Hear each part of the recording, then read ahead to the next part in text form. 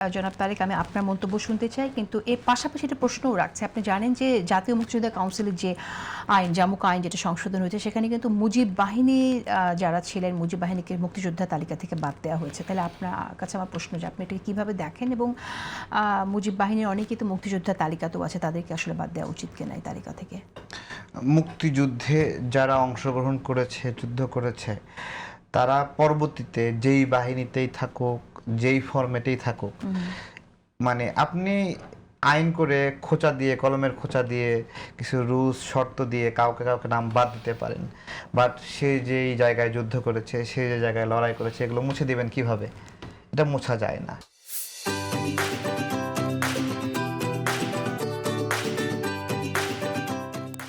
সুতরাং এই জায়গাতে বেশি খুব মানে ঘাটাঘাটি করলে ভালো হবে না। না, কিন্তু মুজিব বাহিনীকে তো অলরেডি বাদ দেওয়া হয়েছে মুক্তিযুদ্ধের তালিকা থেকে। আমি বলছি, আমার কথা বুঝেন, যে মানুষটা দেশের জন্য যুদ্ধ করছে, সে এর পরবর্তী সময়ে যেই বাহিনীতেই যাক, যেখানে যাক, যেই ফরম্যাটেই রাজনৈতিক প্রক্রিয়া থাকুক, মানে তার ওই মানে মুক্তিযোদ্ধা কারা, মুক্তিযোদ্ধারা মুক্তিযুদ্ধ করেছে, এর পরবর্তীতে তার আমলনামা অনুযায়ী মুক্তিযুদ্ধ করেনি, এটা তো বলা যাবে না, তাই না? ওটা তো করারই সনদ, তাই না?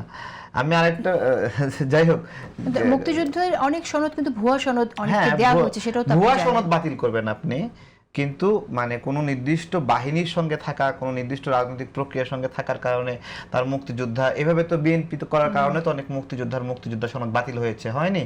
হয়েছে, অনেক হয়েছে, সেগুলো আবার রিস্টোরেশনের কাজ চলতেছে। আমি বলতেছি যে কোনো রাজনৈতিক প্রক্রিয়ার সঙ্গে ইনভলভ হওয়ার জন্য বরঞ্চ মানে জামাতে যোগ দেওয়ার কারণে মুক্তিযোদ্ধা সনদ বাতিল করা উচিত কারো কারো। কারণ দেখেন, দুটা পক্ষ না, রাজাকার পক্ষ আর হলো মুক্তিযোদ্ধা পক্ষ। তো রাজাকার পক্ষে কেউ যদি চলে যায়, সেটা বলতেছেই রাজাকার পক্ষ। তাহলে যে মুক্তিযোদ্ধা মুক্তিযুদ্ধের বিরুদ্ধ শক্তির দলে যোগ দিবে, তার সনদ বাতিল হয়ে যাবে। কিন্তু যে রাজাকার মুক্তিযোদ্ধার দলে যোগ দেবে, সে কি তাহলে তার রাজাকারের কালিমা মুছে যাবে? দেখেন, রাজাকার একটা আইডেন্টিটি না, একটা সাইনবোর্ড। একজন বলছে আমি এই সাইনবোর্ড ভালো লাগে না, এটা ঘৃণিত এবং আমরা পাপ করছি, আমি এখানে থাকতে চাই না, সে সেখান থেকে সরে গিয়ে তার তো পাপ কমাতে পারে।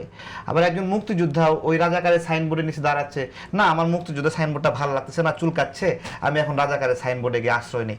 তো মুক্তিযোদ্ধার সঙ্গে থাকে কিভাবে? ও তো বলতেছে যে আমি এখন থেকে রাজাকারের আদর্শে লালিত, এখন থেকে গোলাম আজম আমার ভাই এবং বাবা, তাহলে তো মুক্তিযোদ্ধা। সুতরাং কোনো অন্য রাজনৈতিক প্রক্রিয়া থাকার কারণে তার সনদ বাতিলের চেয়ে রাজাকারদের সঙ্গে যারা বলছে যে রাজাকাররাই তাদের রাজনৈতিক আদর্শ, সে তো আদর্শিক ভাবেই তার রাজনীতি পরিবর্তন করে ফেললো। তখন সে আমি খুব ইন্টারেস্টিং, আমি আপনার আরেকটি লাইন আমার দেখলাম যে আপনি এক কথা বলেছিলেন যে আওয়ামী লীগ হলো এদেশের পাহারাদার। তো এইটা আপনি একটু বলেন তো, যে আওয়ামী লীগ পাহারাদার বলছেন কি? আওয়ামী লীগ রাজনীতি করছে কবে থেকে? বাংলাদেশ জন্মের আগে থেকে। এবং বাংলাদেশের যে জন্ম, আমরা বলে থাকি, আমরা শুনি যে শেখ মুজিবুর রহমান বঙ্গবন্ধু, তিনি সব সময় ওনার সুটকেস, কাপড় চোপড় সব গুছায় রাখতেন। কেন রাখতেন? ওনাকে যে কোনো সময় গ্রেফতার করতে পারে, তাই না? এটাকে আবার রাজাকাররা গল্প সাজিয়েছে যে উনি পাকিস্তানে যাওয়ার জন্য আগে থেকে সুটকেস রেডি করে রাখতেন। মানে উনি 25শে মার্চের ঘটনাকে এভাবে গল্প সাজিয়েছে যে উনি আগেই পাকিস্তানে চলে যাবেন, এটাকে ওনারা পলায়ন বলতেছে, কিন্তু বেসিক্যালি এইরকম গ্রেফতার বঙ্গবন্ধুকে অনেকবার করেছে, এবং এই জন্যই উনি সুটকেস গুছায় রাখতেন যে আমাকে নিয়ে যেতে পারে। তাজউদ্দিন আহমেদের বইটা তো পড়েছেন, তাজউদ্দিন আহমেদের লেখা পড়েছেন, তার যে বক্তব্য সেটাও পড়েছেন, তার কন্যার লেখা, সেখানে তার কন্যার লেখা যে বই, সেই বিষয়টা আপনার সমস্যা আছে।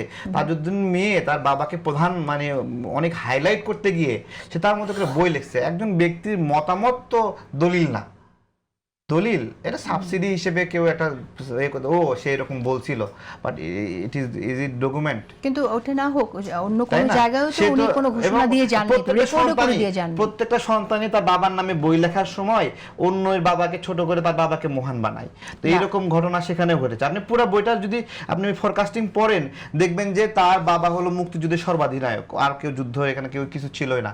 পুরো বইটা আপনি পড়েন, ফুল এজেন্ডাই ছিল এরকম। আচ্ছা, কিন্তু তিনি তো ঘোষণাটা রেকর্ড করে কারো কাছে দিয়ে যেতে পারতেন, সেটা তো তিনি দিয়ে যাননি। এটাও না না, আমি আপনাকে বলছি যে মুক্তিযুদ্ধ মানে একজন লিডার, ধরেন আমি জুলাই গণ অভ্যুত্থানে কি কি ফরম্যাটে আমার পলিসি সাজাবো, এটা আমি আমার নিকটতম কর্মীকেও এটা আমি শেয়ার করিনি, এটাই স্বাভাবিক। আমি তাকেও এটা শেয়ার করিনি, এবং এটা অনিরাপদ। সুতরাং আমার পলিসি কি হবে, আমি কি পদ্ধতিতে, এটাই সর্বোচ্চ এবং সবকিছু মিলিয়ে মুক্তিযুদ্ধে আমরা বিজয়ী হয়েছি। তাই না? যা যা হয়েছে, আচ্ছা, আপনি ভুল বলেন শুদ্ধ বলেন যেহেতু সবকিছু হয়েছে। আমাদের এটা ইতিহাস প্রসঙ্গ, আজকে সময় নেই, আমরা কোনো এক সময় এই বিষয় নিয়ে কথা বলতে পারি।